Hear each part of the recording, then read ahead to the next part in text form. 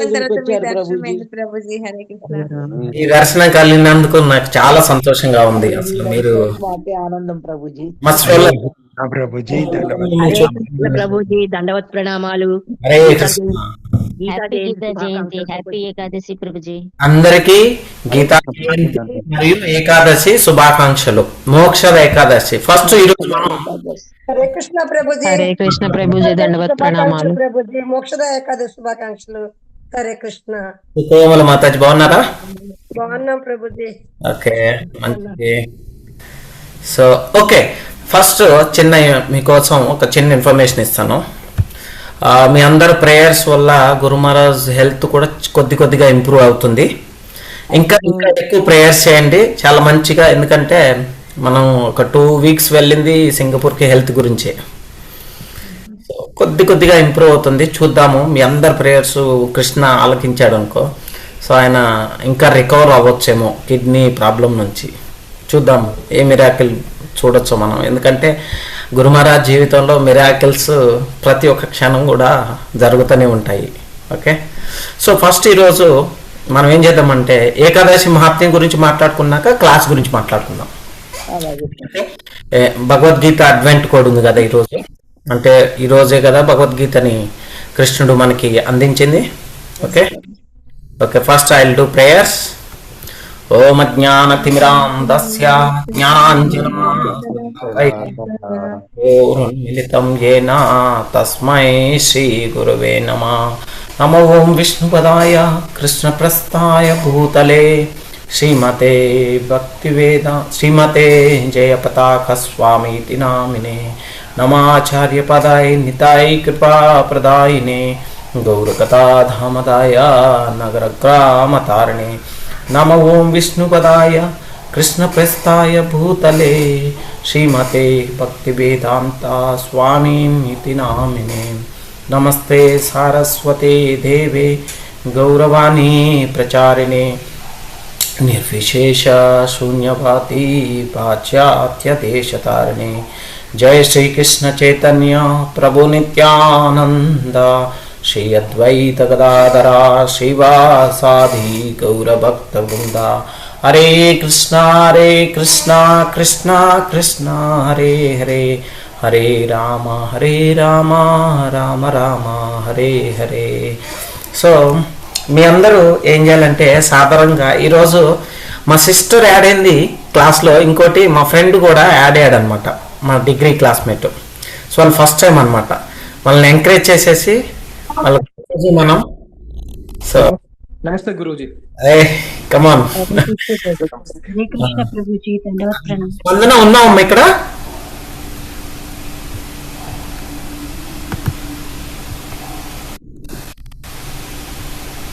గురూజీ అమ్మ జాయిన్ అవ్వమని చెప్పాను, ఇప్పుడే జాయిన్ అవుతా అని చెప్పింది, చూద్దాం. గురూజీ అమ్మ నమస్తే చెప్తున్నారు. ఓకే ఓకే పర్లేదు.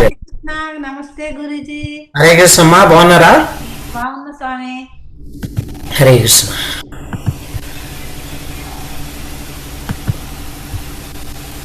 Okay right, let us continue. Okay, ఈరోజు మనం మోక్షద ఏకాదశి గురించి మాట్లాడుకుందాం. సో దీని యొక్క ఆవశ్యకత ఏంటంటే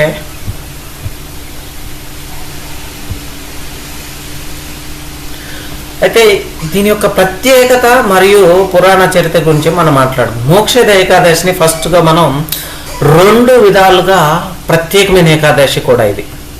ఎందుకంటే ఈరోజు భగవద్గీత ఆవిర్భవించినది. శుభప్రదమైన ఈ రోజునే కురుక్షేత్ర సంగ్రామంలోని జ్యోతిష తీర్థం అనే ప్రదేశంలో శ్రీకృష్ణ పరమాత్మ అర్జునుడికి శ్రీమద్ భగవద్గీతను ఉపదేశించటం జరిగింది. కురుక్షేత్ర యుద్ధం ఆరంభ సమయంలో.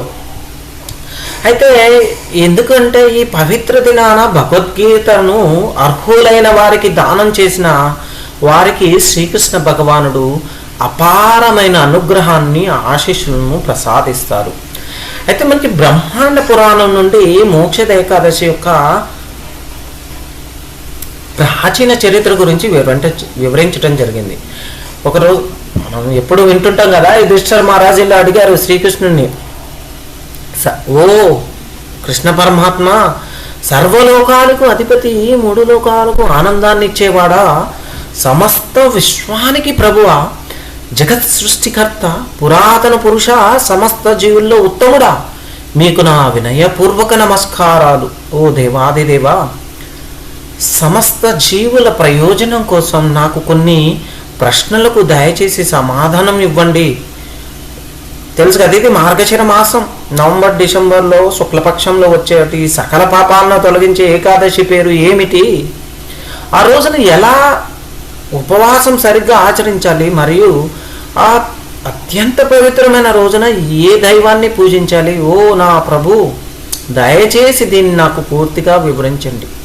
అప్పుడు కృష్ణ పరమాత్మ ఇలా సమాధానం ఇచ్చారు. ప్రియమైన యుధిష్ఠిరా, నీ ప్రశ్నయే చాలా శుభప్రదమైనది మరియు నీకు కీర్తిని తెస్తుంది. మార్గశిర మాసపు కృష్ణపక్షంలో వచ్చే ఉత్పన్న మహాద్వాదశి గురించి నేను గతంలో నీకు వివరించాను. ఆ రోజునే మురానే రాక్షసుని సంహరించడానికి నా శరీరం నుండి ఏకాదశి దేవి ఆవిర్భవించినది. మరియు ఆ రోజు 3 లోకాల్లోని చరాచర జీవులందరికీ ప్రయోజనం చేకూర్చేస్తుంది. అదేవిధంగా ఇప్పుడు మార్గశిర మాసపు శుక్లపక్షంలో వచ్చే ఏకాదశి గురించి నేను నీకు వివరిస్తాను. ఈ ఏకాదశిని మోక్షద అంటే మోక్షాన్ని ఇచ్చేదిగా ప్రసిద్ధి చెందినది. ఎందుకంటే ఇది విశ్వాసం గల భక్తుని అన్ని పాప కర్మల నుండి శుద్ధి చేసి అతనికి ముక్తిని ప్రసాదిస్తుంది. ఈ సర్వశుభప్రదమైన రోజున ఆరాధించదగిన దైవం దామోదర స్వామి. ధూపం, దీపం అంటే నెయ్యి దీపం, సుగంధభరిత పుష్పాలు మరియు తులసి మంజరులతో, అంటే తులసి ఉంటాయి కదండి, మంజరులు మొగ్గలు ఉంటాయి కదా, ఈ యొక్క మంజరులతో సంపూర్ణ శ్రద్ధతో ఆయన్ను పూజించాలి మనం. ఎవరండి? కృష్ణుని. ఈ ఉత్తమమైన పుణ్యాత్ముడైన రాజా, దయచేసి అద్భుతమైన ఏకాదశి యొక్క ప్రాచీన మరియు శుభప్రదమైన చరిత్రను నేను వివరిస్తానని చెప్పేసి కృష్ణ పరమాత్ముడు చెప్తున్నాడు. ఆలకించండి మీరు కూడా ఆయన ఆలకించినట్లు. ఈ చరిత్రను కేవలం వినడం ద్వారానే అశ్వమేధ యాగం చేసినంత పుణ్యాన్ని పొందవచ్చు. ఈ పుణ్య ప్రభావం ద్వారా నరకానికి వెళ్ళిన వారి పూర్వీకులు, తల్లిదండ్రులు, కొడుకులు మరియు ఇతర బంధువులు కూడా వెనక్కి తిరిగి స్వర్గలోకానికి వెళ్ళగలుగుతారు. ఈ యొక్క కారణం చేతనైనా ఓ రాజా, నీవు ఏకాగ్రతతో ఈ కథనాన్ని వినాలి. పూర్వం చంపక నగర్ అనే ఒక సుందరమైన నగరం ఉండేదన్నమాట. అది భక్తిగల వైష్ణవులతో అలంకరించబడి ఉండేది. అక్కడ మహారాజు వైఖానసుడు అనే ఉత్తమమైన పుణ్యాత్ముడు రాజు తన ప్రజలను తన సొంత ప్రియమైన కొడుకులుగా, కూతుళ్ళుగా చూసుకుంటూ పాలించేవాడు. అయితే ఆ రాజధాని నగరంలోని బ్రాహ్మణులందరూ కూడా 4 వేదాల్లో నిపుణులుగా ఉండేవారు. అయితే మనకి ఈ కలియుగంలో కూడా ఈ యొక్క వైష్ణవులతో నిండినటువంటి ప్రదేశం ఒకటి ఉన్నదండి కర్ణాటకలో. అది మనకి మైసూరుకి, బెంగళూరుకి మధ్యలో వస్తుంది. దాన్నే మేల్కోటే అంటారనమాట. మేల్కోటే. అక్కడ ప్రహ్లాద మహారాజు వారు ఏం చేశారు, మనకి వేరొక యుగంలో ప్రహ్లాద మహారాజు వారు అక్కడ చదువుకున్నారు. వారికి యోగా నరసింహస్వామి వారి యొక్క మందిరాన్ని కూడా నిర్మించారు. చూడండి, ఒక ప్రదేశంలో వైష్ణవులు చదువుకునే ప్రదేశము ఎంతటి గంభీరంగా, ఎంతటి ప్రాశస్యం కలిగి ఉంటుంది. మనకి కలియుగంలో మరియు చైతన్య మహాప్రభు ఉద్భవించినప్పుడు పండితులకి నిలువైన ప్రదేశం ఏంటిదండి? గుర్తుందా ఎవరికన్నా? నవద్వీపం. చైతన్య మహాప్రభు వారు ఇక్కడ మాయాపూరు ఆయన ఉద్భవించిన ప్రదేశం అన్నమాట. చైతన్య మహాప్రభు అంటే ఆయనని నిమాయ పండిత్ అని కూడా పిలిచేదన్నమాట. నిమాయ ఎందుకని పిలిచేది? అంటే మనకి ఈ వేప చెట్టు కింద జన్మ తీసుకున్నారు కాబట్టి. మరియు పండిత్ అంటే ఆయన శాస్త్రాల్లో ఆరితేరినటువంటి వాడు, నిమాయ పండితుడు. చూడండి, మన ఎంత అదృష్టవంతుడము. ఇంతటి గొప్ప మహత్తు కలిగినటువంటి ప్రదేశాలు అన్నీ కూడా మనకి చాలా అందుబాటులో ఉన్నాయి భగవంతుని కృప ద్వారా. సో అయితే ఈ వైఖానసుడు అనే ఉత్తమమైన పుణ్యాత్ముడు రాజు తన ప్రజలను తన సొంత ప్రియమైన కొడుకులుగా కూతులుగా చూసుకుంటూ పాలించేవాడు. ఆ రాజధాని నగరంలోని బ్రాహ్మణులందరూ కూడా 4 వేదాల్లో నిపుణులుగా ఉండేవారు అనమాట. ఒకరోజు రాత్రి రాజు సరిగ్గా పాలిస్తున్న సమయంలో పాలించటం అండి, ఓకే, ఒక కళ వచ్చింది. ఏంటది? అందులో తన తండ్రి యమరాజు పాలించే నరకలోకాల్లో ఒక దానిలో నరకయాతను అనుభవిస్తూ కనిపించాడు. తన తండ్రి పట్ల కలిగిన కరుణతో రాజు దుఃఖితుడై కన్నీరు పెట్టుకున్నాడు. మరుసటి రోజు ఉదయం మహారాజు వైఖానసుడు తాను కలలో చూసిన దాన్ని తన సభలోని 2 సార్లు జన్మించిన అంటే ద్విజులైన విద్యావంతులైన బ్రాహ్మణులకు వివరించడం జరిగింది. ఓ బ్రాహ్మణులారా అని రాజు వారితో పలికాడు. గత రాత్రి నేను నా తండ్రి నరకలోకంలో బాధపడుతుండగా చూశాను. ఆయన బాధతో, ఓ కొడుకా, దయచేసి నరకయాతన నుండి నన్ను విముక్తి చేయి అని బిగ్గరగా అరుస్తున్నాడు. ఇప్పుడు నా మనస్సుకు శాంతి లేదు, మరియు ఈ అందమైన రాజ్యం కూడా నాకు భరించలేనిదిగా మారిందని చెప్పేసి వైఖానసుడు చెప్పడం జరిగింది. గతంలో నాకు ఎంతో ఆనందాన్ని ఇచ్చిన నా గుర్రాలు, ఏనుగులు, రథాలు మరియు నా ఖజానాలోని అపారమైన సంపద, ఈ భాండాగారంలో ఉన్నటువంటి ఈ సంపద కానీ నాకు ఏమాత్రమే సంతోషాన్ని ఇవ్వడం లేదు. అయితే ఓ బ్రాహ్మణులను ఉత్తములారా, నా తండ్రి ఈ నరకయాతను అనుభవిస్తుండగా చూసినప్పటికీ నుండి ప్రతిదీ నా స్వంత భార్య మరియు కొడుకులు కూడా నాకు దుఃఖాన్ని మూలంగా మారారు. ఈ దుఃఖాన్ని తగ్గించుకోవడానికి నేను ఎక్కడికి వెళ్ళాలి, ఏమి చేయాలి? ఓ బ్రాహ్మణులారా, నా శరీరం భయం మరియు దుఃఖంతో కాలిపోతుంది. దయచేసి నా తండ్రిని ఆ బాధ నుండి విముక్తి చేసి నా పూర్వీకులకు మోక్షాన్ని ప్రసాదించడానికి నేను ఎలాంటి దానం, ఎలాంటి ఉపవాసం, ఎలాంటి తపస్సు లేదా ఎలాంటి లోతైన ధ్యానం, ఏ దైవం యొక్క సేవ చేయవలసి ఉంటుందో చెప్పండి అని చెప్పేసి అడగడం జరిగింది. అయితే మళ్ళీ ఏం జరుగుతుందో, బ్రాహ్మణులారా, మీరు ఎంతటి ఉత్తములైన వారు.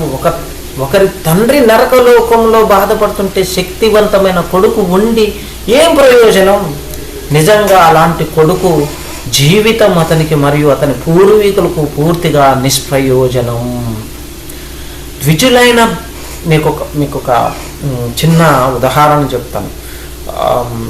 నేను ఎప్పుడు ఫోన్ అంటే మా ఇంటి నుంచి ఫోన్ చేయటం కానీ నేను ఫోన్ చేయటం కానీ జరుగుతూ ఉన్నప్పుడల్లా వాళ్ళు మీలాగనే ఎప్పుడు కూడా గురు మహారాజ్ గురించి ఆలోచిస్తూ ఉంటున్నారు, గురు మహారాజ్ గురించి అడుగుతూ ఉంటారు.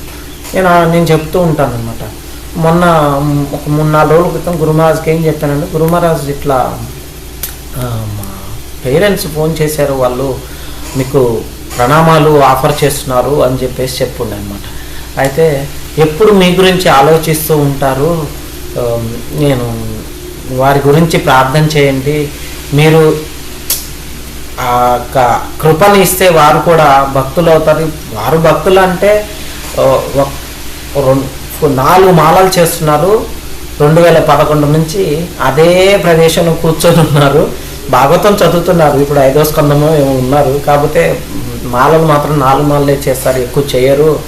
ప్రార్థన చేయండి, వారు మీ మెర్సీ ఇవ్వండి అని అంటే గురు మహారాజ్ ఏం చెప్తున్నారంటే, సో నువ్వు చేస్తున్నావు భక్తి, వాళ్ళకి వెళ్తుంది, నువ్వేం కంగారు పడద్దు.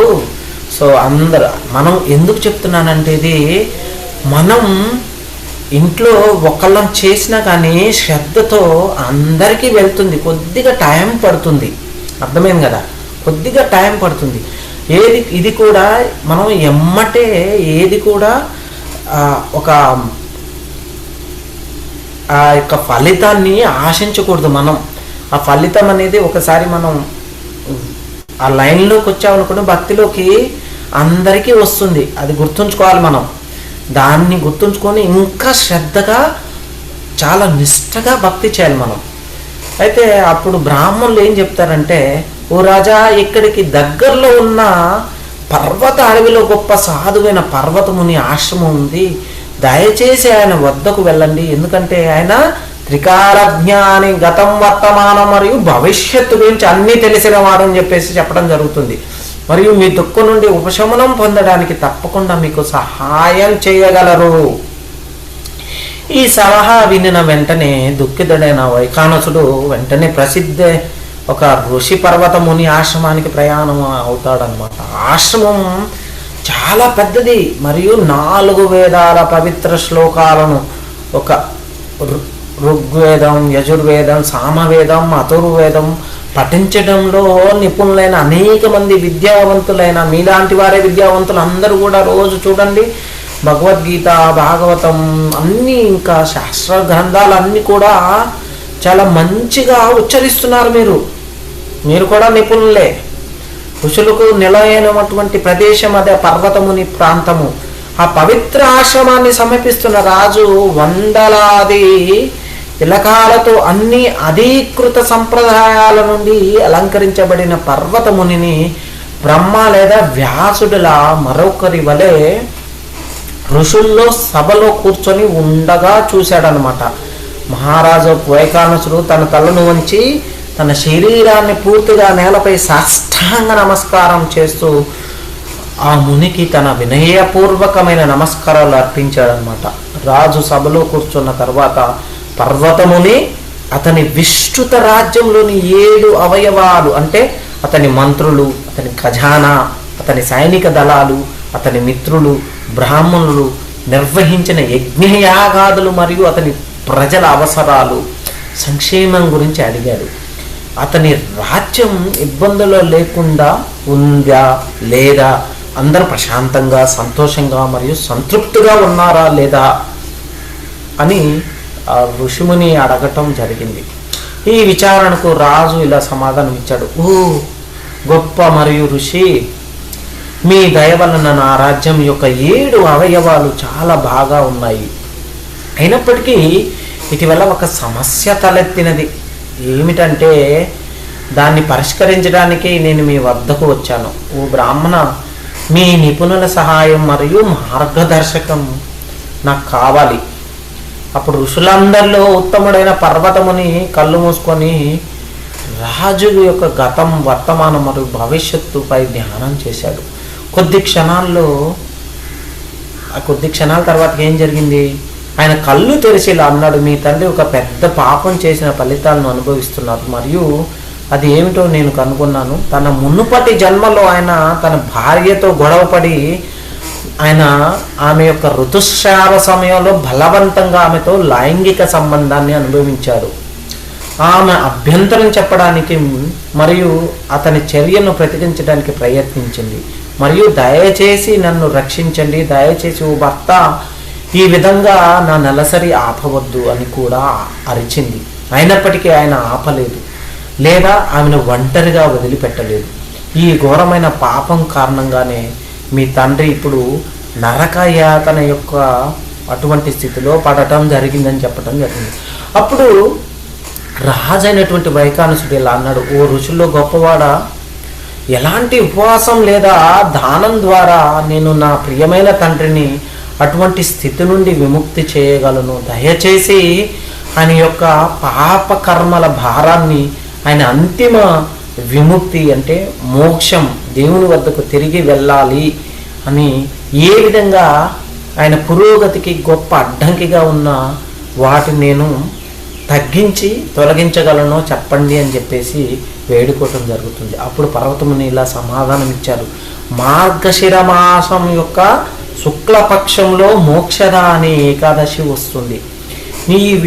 ఈ పవిత్రమైన ఏకాదశిని కఠినంగా పూర్తి ఉపవాసంతో ఆచరించి ఆ విధంగా నీవు పొందిన పుణ్యాన్ని నీ బాధపడుతున్న తండ్రికి నేరుగా దానం చేస్తే ఆయన తన బాధ నుండి విముక్తుడై తక్షణమే మోక్షాన్ని పొందుతాడు అని చెప్పేసి. ఇది విన్న మహారాజు వైఖానసుడు ఏం చేస్తాడంటే ఆ గొప్ప ఋషికి కృతజ్ఞతలు తెలిపి తన వ్రతం అంటే కఠిన ఆచారం చేసి నిర్వహించడానికి తన రాజభవనానికి తిరిగి వచ్చి ఓ యుధిష్ఠిరా వస్తాడన్నమాట. అప్పుడు ఇంకా మళ్ళీ కృష్ణుడు ఏం చెప్తున్నాడు, ఓ యుధిష్ఠిరా, మార్గశిర మాసం యొక్క శుక్లపక్షం చివరకు వచ్చినప్పుడు మహారాజు వైఖానసుడు విశ్వాసంతో ఏకాదశి తిది వచ్చే వరకు వేచి ఉన్నాడు. తర్వాత ఆయన తన భార్య, పిల్లలు మరియు ఇతర బంధువులతో కలిసి ఏకాదశి ఉపవాసాన్ని సంపూర్ణంగా మరియు పూర్తి విశ్వాసంతో ఆచరించడం జరిగింది. ఆయన ఆ ఉపవాసం నుండి వచ్చిన పుణ్యాన్ని తన తండ్రికి అంకితం చేశాడు. మరియు ఆయన ఆ అర్పణ చేస్తున్నప్పుడు ఆకాశంలోని మేఘాల వెనుక నుండి చూస్తున్న దేవతల నుండి అందమైన పూలరేకులు వర్షించాయి. అప్పుడు రాజు తండ్రిని దేవతల అంటే యొక్క దూతలు ప్రశంసించి స్వర్గలోకానికి తోడుకొని వెళ్ళారు. ఆయన తన కొడుకును దాటుతూ దిగువ నుండి మధ్య ఉన్నత లోకాలకు వెళుతున్నప్పుడు తండ్రి రాజుతో ఇలా అన్నాడు, నా ప్రియమైన కుమారుడా, నీకు సర్వ శుభాలు కలుగుగాక. చివరకు ఆయన స్వర్గలోకానికి చేరుకున్నాడు. అక్కడ నుండి ఆయన తన కొత్తగా పొందిన పుణ్యం ద్వారా తిరిగి కృష్ణుడు అంటే వైకుంఠానికి గోలోకానికి పట్ల భక్తి సేవ నిర్వహించవచ్చు మరియు తగిన సమయంలో దేవుని తిరిగి వెళ్ళవచ్చు దేవుని వద్దకు. అప్పుడు కృష్ణ ఏం చెప్పు, ఓ పాండుకుమార, ఎవరు ఈ పవిత్రమైన మోక్ష ఏకాదశిని స్థాపించబడిన నియమాలు మరియు నిబంధనలు అనుసరించి కఠినంగా ఆచరిస్తారో వారు మరణానంతరం సంపూర్ణమైన మరియు పరిపూర్ణమైన విముక్తిని పొందుతారు. మార్గశిర మాసం శుక్లపక్షంలో వచ్చే ఏకాదశి కంటే ఉత్తమమైన ఉపవాస దినం మరొకటి లేదు. ఓ యుధిష్ఠిర, ఎందుకంటే ఇది స్ఫటికం వలె స్వచ్ఛమైన మరియు పాపరహితమైన రోజు అన్నమాట. ఎవరు ఈ చింతామణి సమస్త కోరికలను తీర్చే రత్నం అంటే ఈ ఏకాదశి ఉపవాసాన్ని విశ్వాసంతో ఆచరిస్తారో వారు లెక్కించడం చాలా కష్టమైన ప్రతిపుణ్యాన్ని పొందుతారు. ఎందుకంటే ఈరోజు ఒకరిని నరక జీవితం నుండి స్వర్గలోకాలకు ఉద్ధరించగలదు. మరియు ఎవరైతే తమ సొంత ఆధ్యాత్మిక ప్రయోజనం కోసం ఏకాదశిని ఆచరిస్తారో ఇది ఒకరికి దేవుని వద్దకు తిరిగి వెళ్ళేందుకు ఉద్ధరిస్తుంది, ఈ భౌతిక ప్రపంచానికి తిరిగి రాకుండా చేస్తుంది. ఈ విధంగా బ్రహ్మాండ పురాణంలో మార్గశిర శుక్ల ఏకాదశి లేదా మోక్ష ఏకాదశి యొక్క మహిమల వర్ణన ఈ విధంగా వివరించడం జరిగింది. మీకు ఈ ఏకాదశి గురించి ఏమన్నా విన్నారు కదా, డౌట్స్ ఉంటే క్లాస్ అయిపోయిన తర్వాతకి మాట్లాడుకుందాం భగవద్గీత గురించి. మనం అర్థమవుతుంది కదండి. ఒక్క సెకండ్.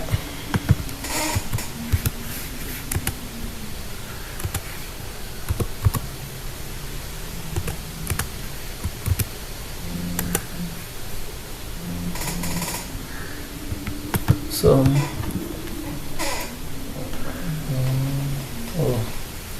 1 సెకండ్, వారు ఏమనుకోమాకండి.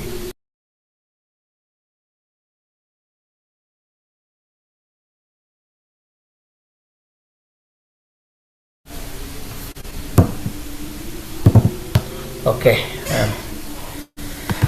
సో మనం ఈరోజు భగవద్గీత ఆవిర్భవించిన రోజు అన్నమాట. ఏ విధంగా మన జీవితంలో మనం సాటిస్ఫాక్షన్ అనేది అంటే సంతోషము కానీ ఇంకా ఏమి కావాలి మనకి, సంతోషంతో పాటు ఒక సంతృప్తి అనేది కావాలి. ఆ సంతృప్తిని ఏ విధంగా పొందగలుగుతాము అనేది మాట్లాడుకుందాం మనం. సో మనకి కృష్ణ ఏం చెప్తున్నారు భగవద్గీతలో 18వ అధ్యాయంలో మనం మాట్లాడుకునే ముందు కృష్ణుని ప్రార్థిద్దాం. ఓం నమో భగవతే వాసుదేవాయ. ఓం నమో భగవతే వాసుదేవాయ. ఓం నమో భగవతే వాసుదేవాయ. ఓం నమో భగవతే వాసుదేవాయ. మనం ఈరోజు మాట్లాడుకునేది 18వ అధ్యాయం లో నుంచి 54వ శ్లోకం గురించి. ఏమిటంటే అది బ్రహ్మభూత ప్రసన్నాత్మ నశోషతి నాకాంక్షతి సమసర్వేషు భూతేషు మద్భక్తిం లభతే పరాం. ఏంటండి దాని అర్థం ఏంటి? ఈ అంటే బ్రహ్మభూత ప్రసన్నాత్మ నశోషతి నాకాంక్షతి సమసర్వేషు భూతేషు మద్భక్తిం లభతే పరాం.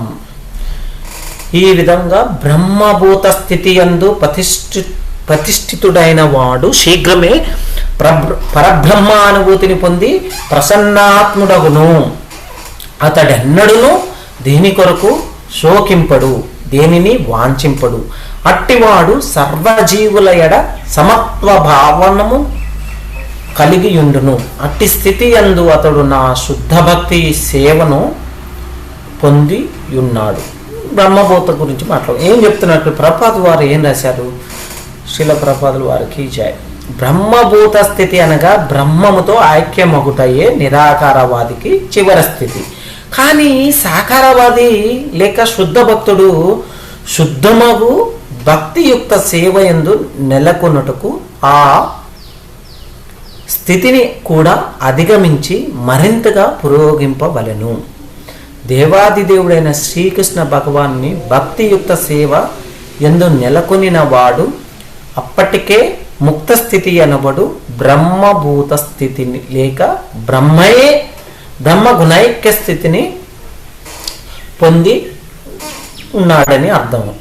వాస్తవమునకు పరబ్రహ్మంతో గుణైక్యము పొందకుండా ఎవరను దేవాదేవుని సేవను అర్పింపలేరు. కృష్ణ చైతన్యమడి మనడి అట్టి దివ్యస్థితి యందు సేవ్య సేవకుల నడుమ భేదము లేకున్నను ఉన్నత ఆధ్యాత్మిక భావంలో వారి నడుమ తారతమ్యము తప్పక నుండును. మనం పూర్తిగా మాట్లాడుకుంటే నార్మల్గా ఏం జరుగుతుంది? మనం ఏం చేయాలి? అత్యంత శ్రద్ధతో ఏం చెప్తున్నాడు కృష్ణుడు? యోగినామపి సర్వేషాం మద్గతే నాత్మనాత్మన. 1 సెకండ్.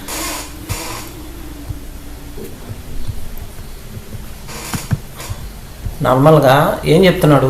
యోగినామపి సర్వేషం మద్గతేనంతరాత్మన శ్రద్ధవాన్ భజతే యో మాం సమే యుక్త తమో మత.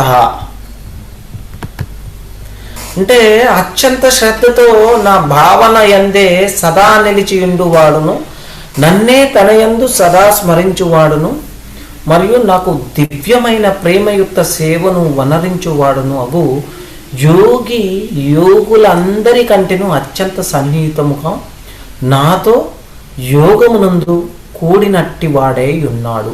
యోగులందరిలో అతడే అత్యున్నతుడు. ఇదియే నా అభిప్రాయము. ఇక్కడ భజతే అను పదం మిక్కిలి ప్రధానమైనది. భజతే అంటే క్రియ, బజ్ అను ధాతు నుండి ఏర్పడింది. అది సేవకు అవసరమైనప్పుడు వాడబడుచున్నది. పూజ అను అర్థము అంటే మనం భగవంతుణ్ణి ప్రార్థించటం అని. ఆంగ్ల పదంకు వర్షిప్ అని చెప్తారు. భజ్ అను దానికి సమాధానమైనది. అర్థం నుండి వాడరాదు. పూజ అనగా యోగుడైన వాణ్ణి ప్రశంసించుట. యోగుడు ఎవరండి? కృష్ణ పరమాత్ముడు. అతని పట్ల గౌరవమును చూపుట, సన్మానించుట అని అర్థం కూడా. యోగులు కూడా యోగ్యుడు, యోగి. కానీ ప్రేమ విశ్వాసములతో సేవ చేయుట అన్నది దేవాదేవునికి మాత్రమే ప్రత్యక్షంగా ఉద్దేశింపబడినది. అయితే మనకి ఒక వ్యక్తి ఇతరుల బాధను చూసి దుఃఖించిన మరియు వారి సంతోషాన్ని చూసి ఆనందించిన అతని ధార్మిక సూత్రాలను పుణ్యవంతులు మరియు పరోపకారులుగా పరిగణించబడే మహానుభావులు శాశ్వతమైనవిగా అభినందిస్తారు. ఒక వ్యక్తి సాధారణంగా భౌతిక ప్రకృతి యొక్క గుణాల ద్వారా తనకు లభించిన శరీరానికి అనుగుణంగా వివిధ రకాల ధార్మిక సూత్రాలను పాటిస్తాడు లేదా వివిధ వృత్తిపరమైన కర్తవ్యాలను నిర్వర్తిస్తూ ఉంటాడు. అయితే మనకి నిజమైన ధార్మిక సూత్రాలు వివరించడం జరిగింది. ప్రతి ఒక్కరు కూడా ఇతరుల కష్టాల్లో ఉన్నప్పుడు దుఃఖించాలి మరియు ఇతరుల సంతోషంగా ఉన్నప్పుడు సంతోషించాలి. ఏం చెప్పారు మనకి భక్తి వినోద్ ఠాకూర్? పర దుఃఖ దుఃఖి అని చెప్పారు. అంతే కదా. ఆత్మవత్ సర్వభూతేషు అంటే ఒక వ్యక్తి ఇతరుల సంతోషాన్ని దుఃఖాన్ని తన సొంతంగా భావించాలి. దీన్ని ఆధారంగానే అహింస పరమ ధర్మ అనే బౌద్ధ ధార్మిక సూత్రాన్ని స్థాపించబడింది. మనల్ని ఎవరైనా బాధ పెట్టినప్పుడు మనం నొప్పిని అనుభవిస్తాం. కాబట్టి మనం ఇతర జీవులకు బాధ కలిగించకూడదు. అనవసరమైన జంతు హింసను ఆపడమే బుద్ధ భగవానుడి యొక్క లక్ష్యం. అందుకే ఆయన అహింసయే గొప్ప ధార్మిక సూత్రం అని ప్రబోధించాడు. మనకి ఏం చెప్తున్నాడు? భాగవతంలో అదే చెప్తున్నారు. ఏం చెప్తున్నారండి? ప్రభుపాదుల వారు అదే చెప్తున్నారు. ఏతావాన్ అవయో ధర్మ పుణ్య శ్లోకైర్ ఉపాసిత యోగోత శోక హర్షాభ్యం ఆత్మశోషతి రిష్యతి. అంటే ఒక వ్యక్తి ఇతరుల బాధను చూసి దుఃఖించిన మరియు వారి సంతోషాన్ని చూసి ఆనందించిన అతని ధార్మిక సూత్రాలను పుణ్యవంతులు మరియు పరోపకారులుగా పరిగణించబడే మహానుభావులు శాశ్వతమైనవిగా అభినందిస్తారు అని చెప్పడం జరిగింది మనకి. అంతే కదా? అయితే ఒక వ్యక్తి జంతువులను చంపుతూ అదే సమయంలో తను ధార్మికుడనని చెప్పుకోవటం అది సరైన మార్గం కాదు. చెప్పుకోలేడు అలా. అది ఒక కపటం, మహాకపటం. యేసుక్రీస్తును ఏం చెప్తాడు? చంపవద్దని చెప్పాడు. కానీ కపట బుద్ధులు క్రైస్తవులమని చెప్పుకుంటూ వేల సంఖ్యలో వధశాలను నిర్వహిస్తున్నారు. అర్థమైంది కదా? వాళ్ళు ఇప్పుడు పాశ్చాత్య దేశులందరూ యేసుని పాలించేవారే కదా, అంటే వాటిని పాటించేవారే. యేసు ఏం చెప్పాడు? ఎవరిని చంపవద్దని చెప్పారు. మరి వీరేం చేస్తున్నారు? జంతువులు కోసుకొని తింటున్నారు కదా. మరి దాన్ని ఏమంటారు? మహాకపటమే అంటారు. అటువంటి కపటత్వంతో ఈ మనకి అదే భాగవతంలో దీన్ని ఖండించడం జరిగింది. ఒక వ్యక్తి ఇతరుల సంతోషాన్ని చూసి సంతోషించాలి, ఇతరుల దుఃఖాన్ని చూసి దుఃఖించాలి. ఇదే అనుసరించాల్సిన సూత్రం. దురదృష్టవశాత్తు ఏం జరిగింది? ప్రస్తుత తరుణంలో మానవ జాతి శ్రేయోభిలాషులుగా మరియు మానవతావాదులుగా పిలువబడేవారు పాపం మూగ జీవుల జీవితాలను పనంగా పెట్టి మానవత్వం యొక్క సంతోషాన్ని సమర్థిస్తున్నారు. పెటా ఉంది. ఏం చేస్తున్నారు? అయ్యో కుక్కల్ని చంపద్దు ఇది అది అంటారు. మేకల్ని, ఆవుల్ని, ఇంకా పందుల్ని అన్నిటినీ కోసుకొని, కుందేల్ని అన్నిటిని కోసుకొని తింటున్నారు. చేపల్ని ఏది వదలరు. ఇది ఇందులో మనకి అంతే. ఈ శ్లోకంలో అన్ని జీవుల పట్ల కరుణ కలిగి ఉండాలని స్పష్టంగా చెబుతుంది మనకి. మనుషులైనా, జంతువులైనా, చెట్లైనా లేదా మొక్కలైనా అన్ని జీవులు పరమ పురుషోత్తముడైన భగవంతుని కుమారులే. మనకు అదే కదా 14వ అధ్యాయంలో భాగవతంలో ఏం చెప్తున్నాడు? సర్వయోనేషు కౌంతేయ మూర్తయ సంభవంతి తాషాం బ్రహ్మ మహత్ యోనిర్ అహం బీజ ప్రదాపిత. ఓ కుంతిపుత్ర, అన్ని రకాల జీవరాశులకు ఈ భౌతిక ప్రకృతిలో జన్మించడం ద్వారా సాధ్యమవుతాయి. మరియు ఈ మహత్తరమైన ప్రకృతియే యోని. నేను బీజమును ఇచ్చే తండ్రిని. ఈ జీవుల యొక్క వివిధ రూపాలు వాటి బాహ్య వస్త్రాలు మాత్రమే. ప్రతి జీవి వాస్తవానికి ఒక ఆత్మ, భగవంతుల్లో భాగం. అందువల్ల ఒకే రకమైన జీవికి మాత్రమే ప్రాధాన్యత ఇవ్వకూడదు. ఒక వైష్ణవుడు అన్ని జీవులను భగవంతుని అంశాలుగా చూస్తారు. భగవంతుడు భగవద్గీతలో మనకి 5వ అధ్యాయంలో 18వ శ్లోకంలో మరియు 18వ అధ్యాయంలో 54వ శ్లోకంలో అదే చెప్తున్నాడు. 54వ శ్లోకం ఇప్పుడు ఇది అదేంటది? 5వ అధ్యాయంలో 18వ శ్లోకం. విద్యా వినయ సంపన్నే బ్రాహ్మణే గవిహస్తిన సునిచైవశ్య పాకే పండిత సమదర్శిన.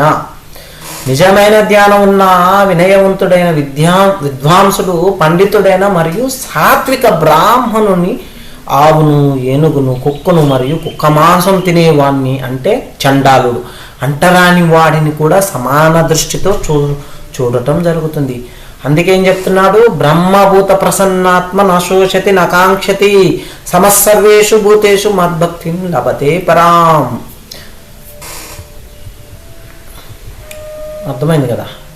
దివ్యస్థితిలో ఉన్నవాడు వెంటనే పరబ్రహ్మమును గ్రహించి పూర్తిగా ఆనందభరితుడు అవుతాడు.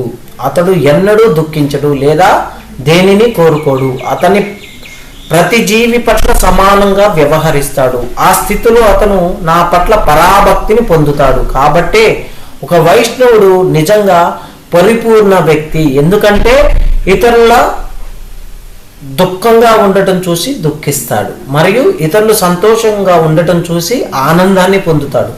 ఒక వైష్ణవుడు పర దుఃఖ దుఃఖి.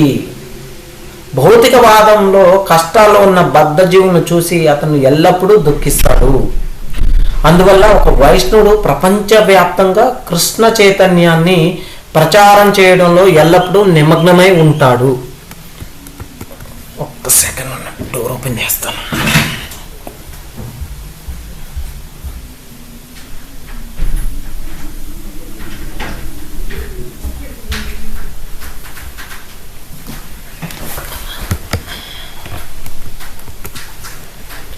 అయితే మనం ఒక వ్యక్తికి 3 గుణాలు ఉంటాయి. ఏంటది? సత్వం, రజసం మరియు తామసం. అయితే ఆత్మ యొక్క గుణాలు కావవి. అవి కేవలం భౌతిక ప్రకృతి యొక్క గుణాలని మనం తెలుసుకోవాలి. మరియు శుద్ధమైన ఆత్మ అంటే ఈ గుణాల యొక్క చర్యలు మరియు ప్రతిచర్యలను కేవలం సాక్షి మాత్రమే తెలుసుకోవాలి. మనం విముక్తుడైన వ్యక్తిగా పరిగణించబడాలి. అప్పుడే మనం ఈ గుణాలకు బద్ధులం కావు. మనకు అందుకే కదా భాగవతం కూడా ఇచ్చారు మనకి. ఏం చెప్తున్నారండి భాగవతంలో? సత్వం రజస్తమ ఇది ప్రకృతే నాత్మనో గుణ తత్ర సాక్షినాం ఆత్మానం యో వేదసన బధ్యతే.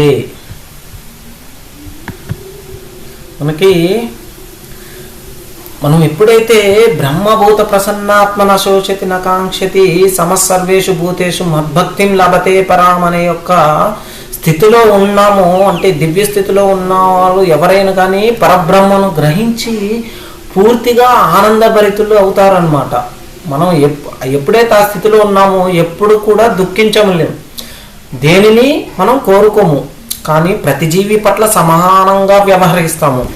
ఆ స్థితిలో మనం కృష్ణుని పట్ల పరాభక్తిని పొందుతామన్నమాట.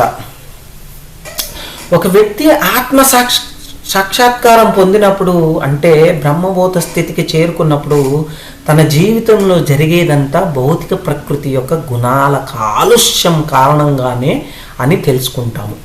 జీవి అంటే శుద్ధమైన ఆత్మ, గుణాల కాలుష్యం కారణంగానే అని తెలుసుకున్నాక జీవి యొక్క శుద్ధమైన ఆత్మ గుణాలతో ఎటువంటి సంబంధం కలిగి ఉండదు.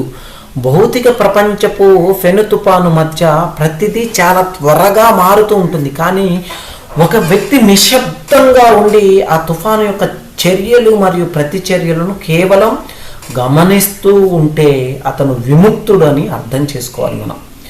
అయితే విముక్తుడు ఆత్మ యొక్క నిజమైన లక్షణం ఏమిటంటే అతను భౌతిక శక్తి యొక్క చర్యలు మరియు ప్రతిచర్యల ద్వారా కలత చెందకుండా కృష్ణ చైతన్యంలో స్థిరంగా ఉంటాడు. అటువంటి విముక్తుడైన వ్యక్తి ఎల్లప్పుడూ ఆనందంగా ఉంటాడు. అతను ఎప్పుడూ దుఃఖించడు లేదా దేనికోసం ఆరాటపడడు. ప్రతిదీ పరమేశ్వరుడి ద్వారా అందించబడుతుందన్న జీవి ఆయనపై పూర్తిగా ఆధారపడి ఉంటుంది. అయితే తన వ్యక్తిగత ఇంద్రియ తృప్తి కోసం దేనిని నిరసించకూడదు లేదా అంగీకరించకూడదు. బదులుగా ప్రతిదాన్ని భగవంతుని దయగా స్వీకరించాలి మనం, మరియు అన్ని పరిస్థితుల్లో స్థిరంగా ఉండాలి. అప్పుడే మనం ఏం చేద్దాం, ఒక మహనీయుల జాబితాలోకి చేరతాం. అప్పుడే మనం యాక్చువల్గా ఏం చెప్తుంది భాగవతంలో మనకి,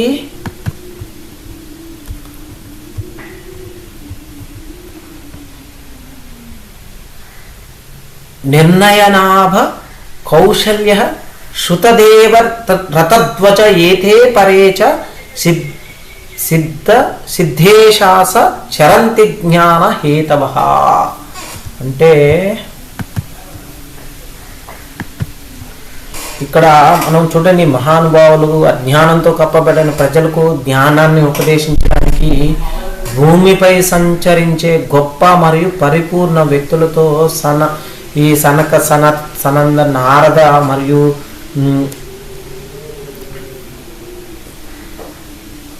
అంగీర, దేవలుడు, అచిత, అపాంతరుడు అంటే వ్యాసదేవుడు, మార్కండేయ, గౌతమ, వశిష్ఠ, భగవానుడు, పరశురాముడు, కపిలు, సుఖదేవ, దుర్వాస, యాజ్ఞవాల్క్యుడు, జాతుకర్ణుడు మరియు అరుణి ఉన్నారని నేను విన్నాను.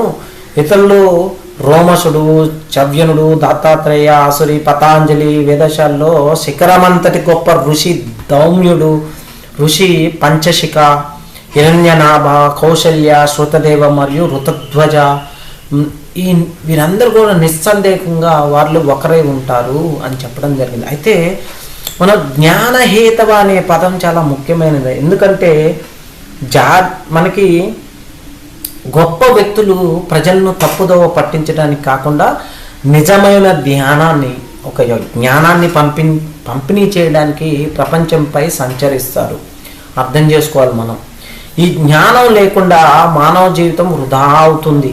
మానవ రూపంలోని జీవితం కృష్ణుడు లేదా భగవంతునితో ఒకరి సంబంధాన్ని తెలుసుకోవడానికి ఉద్దేశించబడింది. ఈ జ్ఞానం లేని వ్యక్తి జంతువుల్లో కోవలోకి వస్తాడు.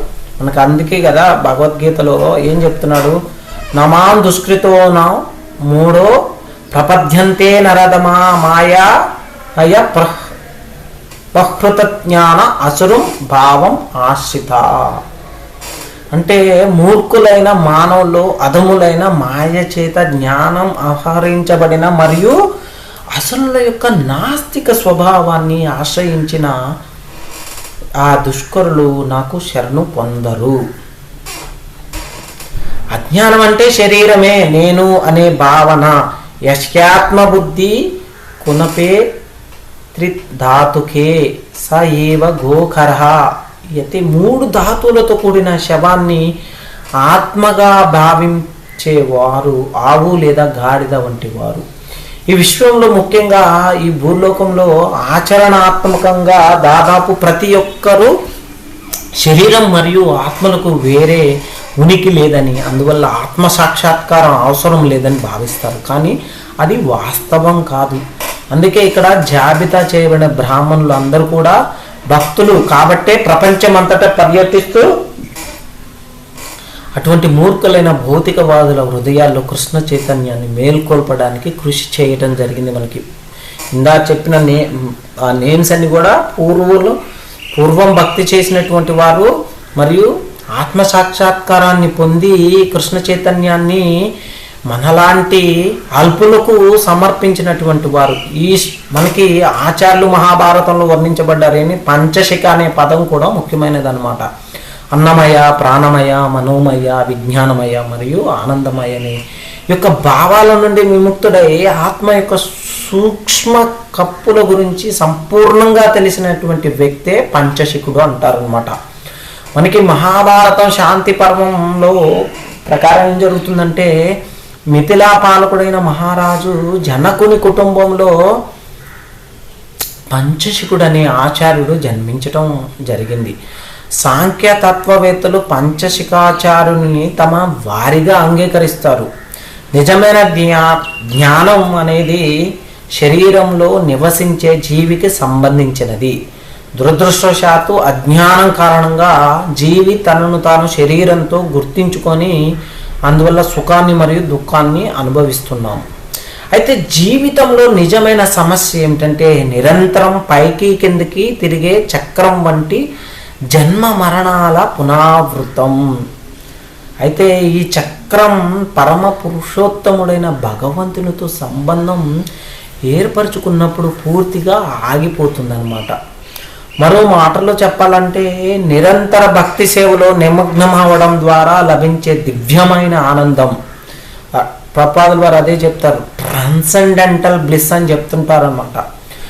ఒక వ్యక్తి భౌతిక ఉనికి నుండి పూర్తిగా విముక్తుడవుతాడు. ఈ విషయం జ్ఞానులందరికీ తెలుసు. కాబట్టే కృష్ణుడు ఏం చెప్తున్నాడు ఇక్కడ, ఒకరి హృదయంలో ఉన్న పరమాత్మను తక్షణమే ధ్యానించడం. మరి మనకి ప్రహ్లాద్ మహారాజ్ అదే చెప్తున్నారు కూడా. ఏం చెప్తున్నారు, ఓ నా ప్రియమైన మిత్రులారా, అసురపుత్రులారా, ప్రతి ఒక్కరి హృదయంలో ఉన్న పరమాత్మను తక్షణమే ధ్యానించడం మరియు పూజించడం ప్రారంభించండి. మనకు అదే ఏం చెప్తున్నాడండి ప్రహ్లాద్ మహారాజు, అధోక్షజా లంభం ఇహా శుభాత్మన శరీరాణం సంసృష్టి చక్ర శతానం తద్బ్రహ్మ నివాన సుఖం విదుర్బుద్ధాస్తతో భజత్వం హృదయేశ్వరం. సాధారణంగా పరమసత్యం యొక్క నిరాకార లక్షణమైన బ్రహ్మంలో లీనమైపోవడం ద్వారా ఒక వ్యక్తి పూర్తిగా సంతోషంగా ఉంటాడని అర్థం చేసుకుంటారు. అయితే బ్రహ్మ నిర్వహణ అనే పదాలు పరమసత్యంతో అనుసంధాని కావడాన్ని సూచిస్తాయి. అయితే మనం 3 లక్షణాల్లో గ్రహించబడటం జరిగింది. బ్రహ్మేతి పరమాత్మేతి భగవాన్ ఇది శబ్దతే. భాగవతంలో అదే కదా ఫస్ట్ ప్రథమ స్కంధాలు మనకి చెప్పేది. బ్రహ్మము, పరమాత్మము మరియు భగవాన్ అనే ఈ యొక్క 3 గుణాలు అంటే పిలువబడు నిరాకార బ్రహ్మంలో విలీనం అవడం ద్వారా ఒక వ్యక్తి బ్రహ్మసుఖం అంటే ఆధ్యాత్మిక ఆనందం అనుభవిస్తాడు. ఎందుకంటే బ్రహ్మజ్యోతి అనేది పరమ పురుషోత్తముడైన భగవంతుని తేజస్సు. యశ ప్రభా ప్రభవతో జగదాండ కోటి. యశ ప్రభా నిరాకార బ్రహ్మం కృష్ణుని దివ్య శరీరం యొక్క కిరణాలతో కూడి ఉంటుంది. కాబట్టి బ్రహ్మంలో లీనమవడం ద్వారా ఒకరు అనుభవించే దివ్యమైన ఆనందం అంతా కృష్ణునితో సంబంధం కలిగి ఉండటం వల్లే. కృష్ణునితో సంబంధం కలిగి ఉండటమే పరిపూర్ణ బ్రహ్మ సుఖం. ఇక్కడ బ్రహ్మ సుఖం అంటే అర్థం చేసుకోవాలి, కృష్ణుడితో కలిగి ఉంటాం. అది ఆ బ్రహ్మ జ్యోతి కాదండి, శూన్యం అవన్నీ కాదు. మనస్సు నిరాకార బ్రహ్మంతో అనుబంధం కలిగి ఉన్నప్పుడు సంతృప్తి లభిస్తుంది. కానీ పరమ పురుషోత్తముడైన భగవంతునికి సేవ చేయడానికి మరింతగా పురోగమించాలి. ఎందుకంటే బ్రహ్మ తేజస్సులో లీనమై ఉండటం ఎల్లప్పుడూ నిశ్చయం కాదు. ఇంక చెప్పబడినట్లుగా ఆరుహ్య కృచ్ఛ్రేణ పరంపరం తతః పతంత్యోధో నాదృథాయుష్మత్ అంగ్రయః. ఒకరు పరమ సత్యం యొక్క బ్రహ్మ లక్షణంలో లీనమై అధోక్షజుడైన లేదా వాసుదేవుని కృష్ణుని పట్ల శ్రద్ధ చూపకపోవడం వల్ల తిరిగి మళ్ళీ మనం ఈ యొక్క భౌతిక లోకంలో పడే అవకాశం ఉన్నది.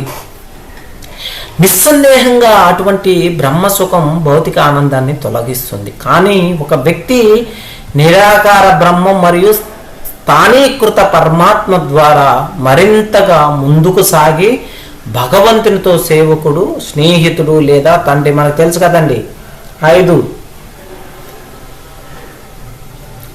ఏంటి, సేవకుడు, స్నేహితుడు, తండ్రి లేదా ప్రేమికుడు వంటి సంబంధాల్లో ఆయన్ను చేరుకున్నప్పుడు అతని ఆనంద సర్వత్రా వ్యాపించి ఉంటుంది. అప్పుడు చంద్రుని ప్రకాశాన్ని చూడటం ద్వారా సంతోషించినట్లుగా ఒకరు సహజంగానే దివ్యమైన ఆనందాన్ని పొందుతారు. చంద్రుణ్ణి చూడగానే సహజమైన ఆనందం కలుగుతుంది. కానీ పరమ పురుషోత్తముడైన భగవంతుని చూడగలిగితే ఒకరి దివ్యమైన ఆనందం 100,000 రెట్లు పెరుగుతుంది. ఒక పరమ పురుషోత్తముడు ఒకరు ఎప్పుడైనా కానీ పరమ పురుషోత్తముడైన భగవంతునితో అత్యంత సన్నిహితంగా అనుసంధానం అయిన వెంటనే అతను అన్ని భౌతిక కాలుష్యాల నుండి ఖచ్చితంగా విముక్తుడవుతాడు. అదే యా నిర్కృత్య తనుభూతం. ఈ భౌతిక ఆనందాలన్నిటినీ నిలిచిపోవడమే, దీన్నే నిర్వృత్తి లేదా నిర్వాణం అంటారు. మనకు అందుకే భక్తి రసామృత సింధులో రూపగోస్వామి ఏం చెప్తారో, బ్రహ్మాండో భవేత్ ఏష చేత్ ప్రార్థగుణీకృత నైతి భక్తి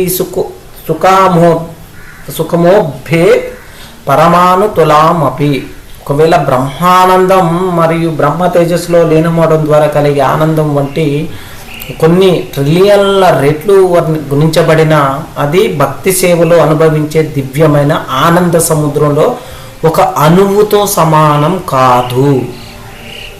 మనం అందుకే ఏం చేయాలి, కృష్ణుడు ఏం చెప్పాడు భగవద్గీతలో, బ్రహ్మభూత ప్రసన్నాత్మ నశోచతి నకాంక్షతి సమస్సర్వేషు భూతేషు మద్భక్తిం లభతే పరాం. దివ్యస్థితిలో ఉన్నవాడు వెంటనే పరబ్రహ్మమును గ్రహించి పూర్తిగా ఆనందభరితుడవుతాడు. అతడు ఎన్నడూనూ దుఃఖించడు లేదా దేనిని కోరుకోడు. అతను అన్ని జీవుల పట్ల సమానంగా వ్యవహరిస్తాడు. ఆ స్థితిలో అతను భగవంతుని పట్ల శుద్ధ భక్తి సేవను పొందుతాడు.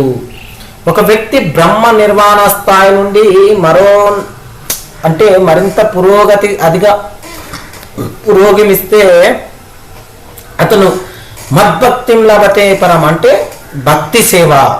ఎవరి యందు? కృష్ణుని యందు దశలో ప్రవేశిస్తాడు. కృష్ణ ఏం చెప్తున్నాడు? మద్భక్తిం లభతే పరం, నాకు భక్తి సేవ చేయటం ద్వారా అదోక్షజాలంబం అంటే మనస్సు మరియు భౌతిక ఊహాలకు అతీతమైన పరమ సత్యాన్ని ఎల్లప్పుడూ మనస్సులో నిమగ్నం చేయడాన్ని సూచిస్తుంది.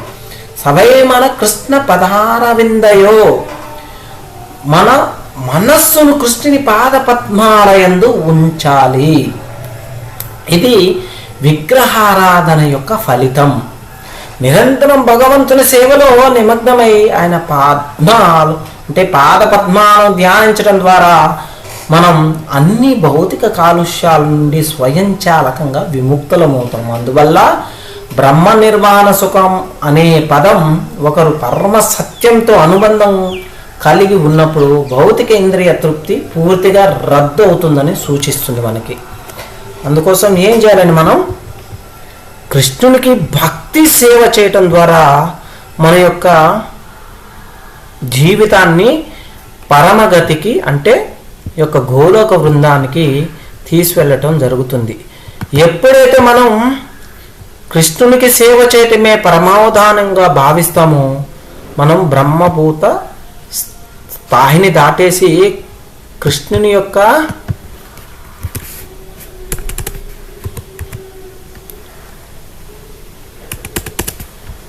ధామంలో ఉండి వారికి సేవ చేయటం జరుగుతుంది. ఓకేనండి.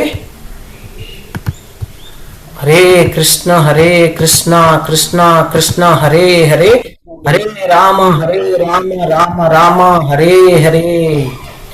సో ప్రభుజీ దండవత్ ప్రణామం.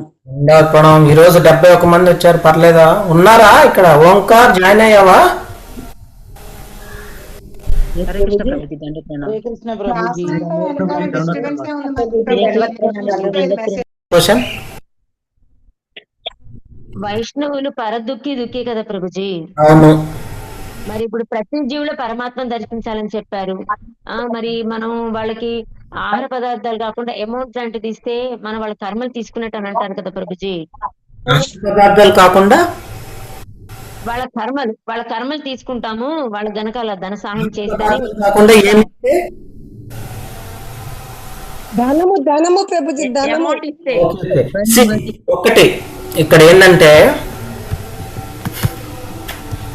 చెప్పండి మాతాజీ దయచేసి. ఇక్కడ మనం ఫస్ట్ వైష్ణవుల గురించి మాట్లాడుతున్నాం. వైష్ణవులు అంటే ఎవరు? అనునిత్యము భగవత్ సేవలో ఉండి భగవత్ నామస్మరణం చేసేవారు. ఓకే. మరియు పరంపరలో ఉండి అన్ని నియమ నిష్టలు పాటించేవారు. ఓకే, అదొక రకం. ఇంకొకటి ఏంటి మనకి, మనం ఈ యొక్క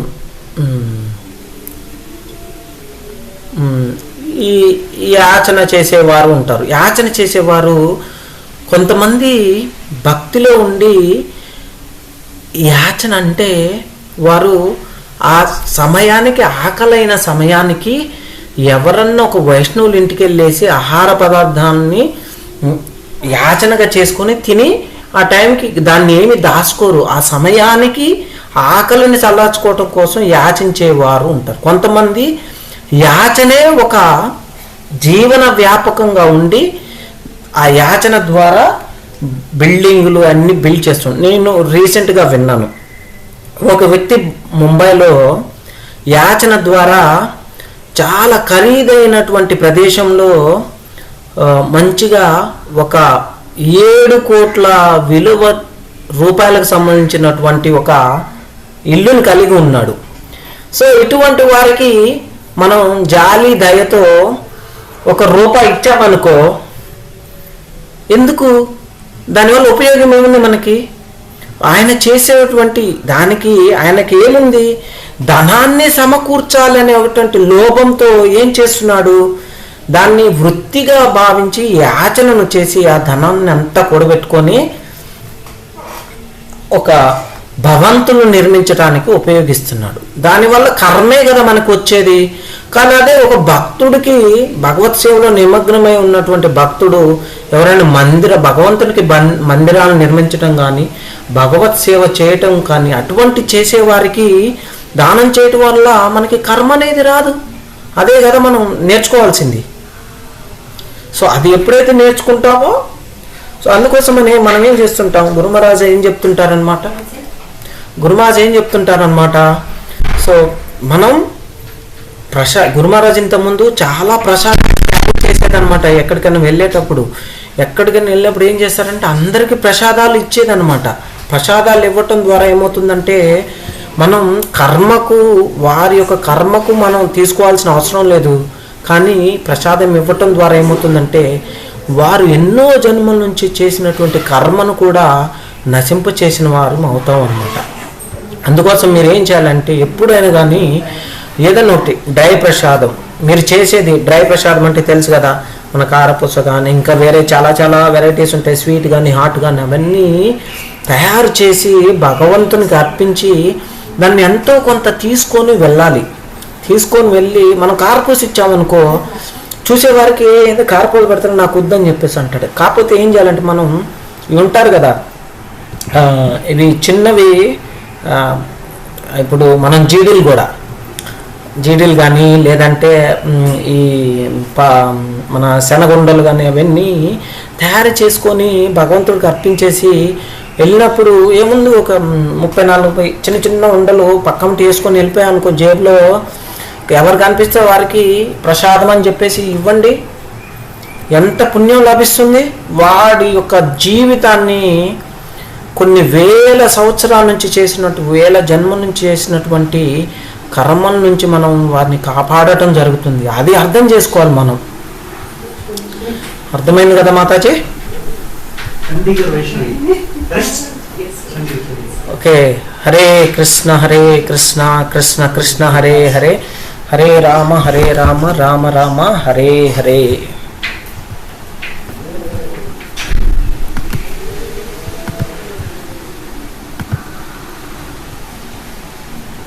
ఒక్క సెకండ్ ఉండండి, అందరినీ అన్మ్యూట్ చేస్తాను. రైట్. హరికృష్ణ ప్రభుజీ. కృష్ణ ప్రభుజీ, ఇప్పుడు మీరు చెప్పారు కదా బెంగళూరు మైసూర్ మధ్యలో వైష్ణవుల కోసం ఒక ఏం పేరు ప్రభుజీ? మేల్కోటే.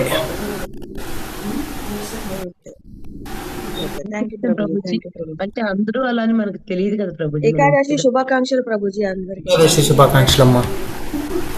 హరే కృష్ణ ప్రభుజీ, ప్రణామం. జనని మాతాజీ బాగున్నారా? ప్రభుజీ